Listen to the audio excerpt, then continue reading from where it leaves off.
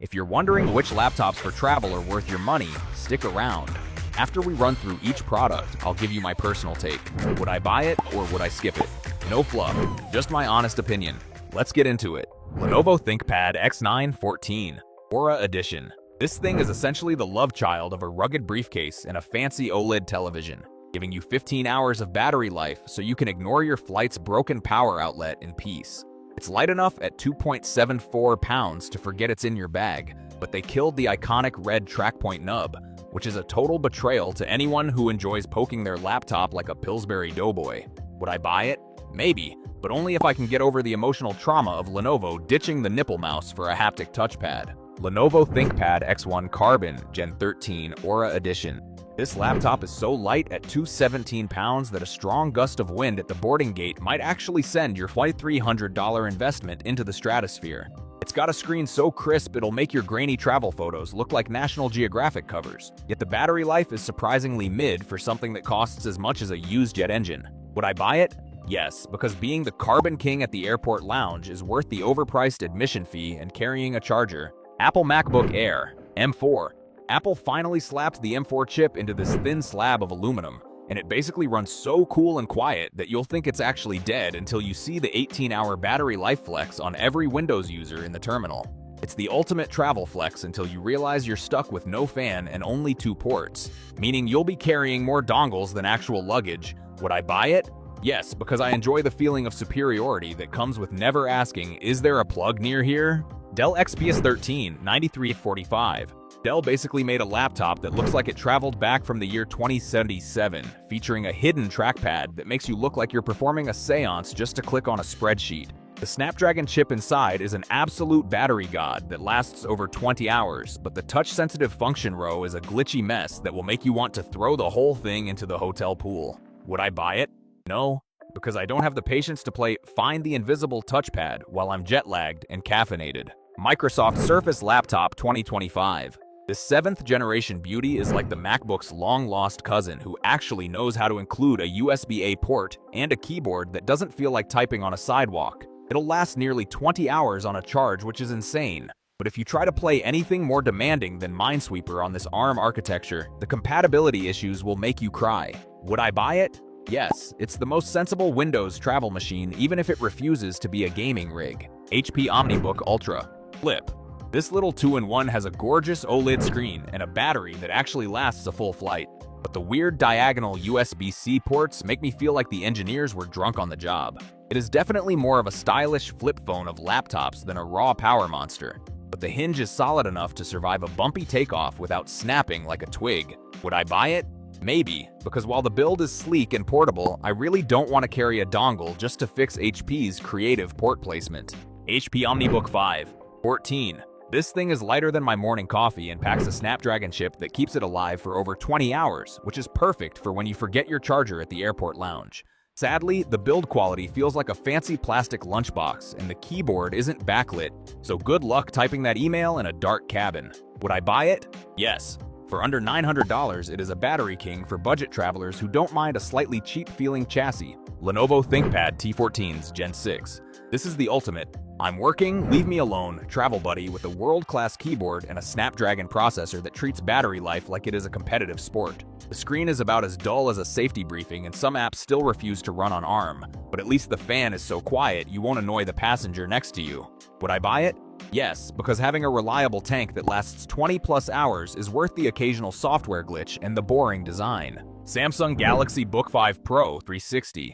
This 16-inch giant is surprisingly thin and has a 360-degree hinge that is a lifesaver in cramped economy seats when you need to flip it into tent mode just to see the screen. It is basically a massive phone with a keyboard and an included S Pen, but the off-center trackpad and the $1,700 price tag will make your wallet cry harder than a toddler in row 12. Would I buy it? Maybe, but only if you are already deep in the Samsung ecosystem and need that massive AMOLED display for movie marathons during a layover. Asus ZenBook S14 UX5406. This laptop is made of ceraluminum, which sounds like a breakfast cereal but actually keeps it incredibly light at 2.6 pounds, while delivering a staggering 21 hours of juice. The keyboard has less travel than a broken elevator and it gets a bit sluggish when you aren't plugged in, but that OLED display and the lack of dongle dependency make it a top-tier traveler. Would I buy it? Yes, it is the most well-rounded ultralight on the list that looks expensive and actually behaves itself on long trips. Lenovo ThinkPad X13 Gen 6. This magnesium alloy tank is so light at 1.22 kilograms that you might forget it is in your bag and accidentally report it stolen. But the fan starts screaming like a banshee if you try to do anything more intense than opening a spreadsheet. It packs a 13.3-inch screen and a classic clicky keyboard that is spill-resistant, which is perfect since you are definitely going to knock over your overpriced airport latte while typing in Coach. Would I buy it? Maybe, but only if my job involves heavy travel and I want a laptop that survives a drop better than my Dignity does after a long-haul flight. Asus ProArt PX13. This tiny beast features a 13.3-inch 3000-pixel OLED touchscreen that looks so good it makes reality feel like a low-resolution fever dream, though the battery life is pretty tragic compared to the ARM-based competition. It fits a dedicated NVIDIA GeForce RTX 4050 into a 3-pound body, meaning you can actually edit 4K video while waiting for your delayed flight, provided you are sitting next to a power outlet because those fans will chew through your battery in record time. Would I buy it? Yes, because having this much editing power in a 13-inch chassis that flips 360 degrees is basically a cheat code for travel vloggers. Asus ROG Zephyrus G14 2025. This absolute unit lets you play AAA games at high frame rates while 35,000 feet in the air, but the bottom gets so hot it could double as a portable stove for your airplane meals. It weighs about 1.5 kilograms and has a stunning display, yet it only survives about 2.5 hours of movie playback, so you better hope your flight is shorter than a Pixar movie. Would I buy it? No, because I prefer my thighs medium rare rather than well done, and carrying a massive charger just to finish a movie is a vibe I am not ready for. Apple MacBook Pro M5. The new M5 chip is so fast it makes the M4 look like it is running on dial-up, and with 24 hours of battery life, you could fly to Mars and back without needing to find a wall plug. It still looks exactly like the last 3 models, which is great for hiding from your spouse that you spent $1,600 on a laptop that looks identical to the one you bought last year. Would I buy it? Yes, because the new nano texture display means I can actually work on a sunny beach without seeing my own crying reflection in the glare. Lenovo Yoga 7 2-in-1. This 16-inch giant is basically a fitness equipment piece disguised as a laptop since it weighs 2 kilograms, and using it in tablet mode feels like you are trying to read a book on a dinner tray. It has a great 2K touch display and a 71 watt-hour battery that lasts over 13 hours, making it a solid budget choice if you do not mind your backpack feeling like it is full of bricks. Would I buy it?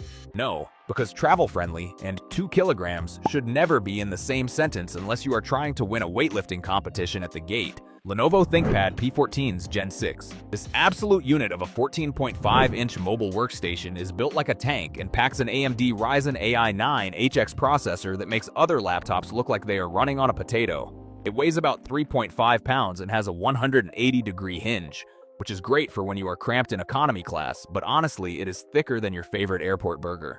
Would I buy it? Yes, because it is the most powerful 14-inch ThinkPad ever made and can survive a drop better than my Dignity after a long flight. Lenovo ThinkPad E16 Gen 3. If you want a screen so big it practically needs its own passport, this 16-inch beast offers a beautiful 120Hz display for a price that won't make your wallet cry. While the keyboard is legendary, this thing is heavier than a suitcase full of souvenirs, and the battery life is just okay, so don't expect to work through a transatlantic flight without a plug. Would I buy it?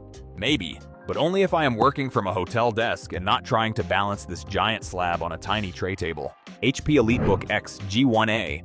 This laptop is basically the main character of business travel with a stunning 3.2K OLED screen and a webcam so sharp it will expose every pore on your face during those 6 a.m. Zoom calls. It has got more Thunderbolt 4 ports than I have friends, but the battery life is surprisingly mid for something this expensive, and it gets a bit boomy when you crank the volume. Would I buy it? Yes, because the typing experience is pure bliss, and it looks way more expensive than it actually is at the airport lounge. Dell XPS 14 DA4260.